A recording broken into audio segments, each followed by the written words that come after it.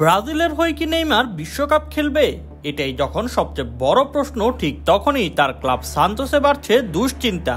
ক্লাবের চিকিৎসকদের চরম ঝুঁকির সতর্কবার্তা সত্ত্বেও তাকে বুধবার দলের অনুশীলনে দেখা গিয়েছে।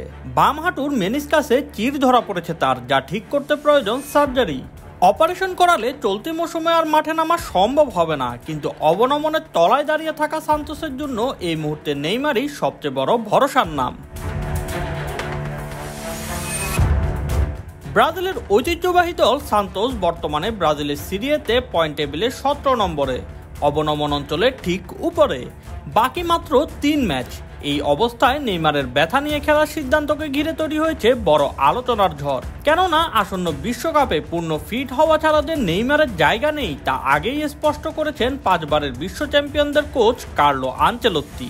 সাম্প্রতিক সময়ে আনচেলত্তি স্পষ্ট জানিয়েছেন, আমি 1 বা 2 ম্যাচের জন্য ফিটনেসের ঘাটতি থাকা কোনো খেলোয়াড়কে দলে ডাকতে পারি, কিন্তু পুরো টুর্নামেন্টের জন্য শারীরিকভাবে প্রস্তুত নন এমন কাউকে অন্তর্ভুক্ত করা আমার জন্য অসম্ভব। আমাদের এমন খেলোয়াড় দরকার যারা নিজেদের সেরা অবস্থায় থাকবে।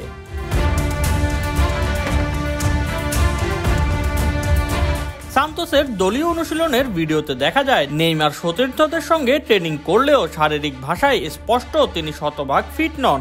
অনুশীলনে তিনি শারীরিক ধাক্কা এড়িয়ে চলেছেন এবং বাম হাঁটুতে অতিরিক্ত সাপোর্ট ব্যবহার করেছেন। ব্রাজিলীয় গণমাধ্যম গ্লোবোর তথ্য অনুযায়ী নেইমারের হাঁটুর মেনিসকাসে চির রয়েছে, যা তাকে স্থায়ী ব্যথা দিচ্ছে।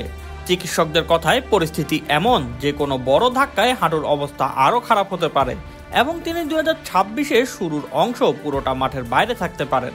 সার্জারি করালে কমপক্ষে 1 মাস মাঠের বাইরে থাকতে হবে, যা সরাসরি তার মৌসুম শেষ করে দিবে। তবুও নিজের প্রিয় ক্লাবকে অবনমন থেকে বাঁচাতে নেইমার হয়তো ঝুঁকিয়ে নিতে চাচ্ছেন।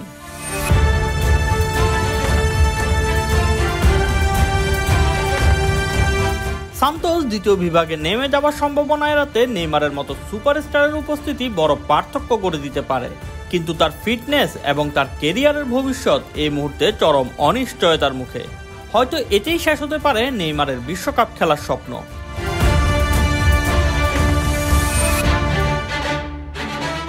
Shoaib Shams, BD sports time.